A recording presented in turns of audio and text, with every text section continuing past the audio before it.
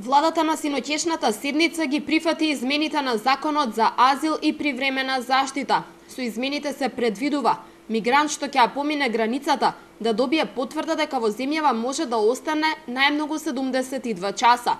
По ова ќе мора да ја напушти Македонија или да побара азил. Законот ќе се носи по скратена постапка.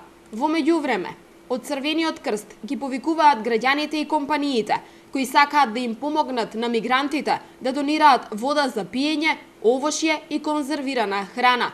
Од јануари до мај годинава, од страна на Црвениот крст, во транзитниот центар реализирани се околу 3000 лекарски прегледи. На мигрантите покрај медицинска помош им се дистрибуира вода, храна, пелени и кебиња. Мобилните медицински тимови и понатаму остануваат на терен.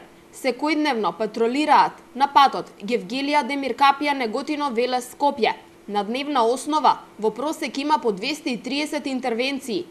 Идеме од потегот Демиркапија до Скопје по патиштата каде што им помагаме, им даваме вода, пред се медицинска помош, инструкции како да се сногат на топло време и пребрзаме да ги спратиме понатака каде што може да продолжат да си го најдат својот пат. Илегалните мигранти територијата на земјава ја минуваат пеш или со велосипед. Не смеат да користат воз или јавен превоз. Со законските измени, мигрантите во 72 часа ќе имаат право да користат јавен превоз, односно возови автобуси.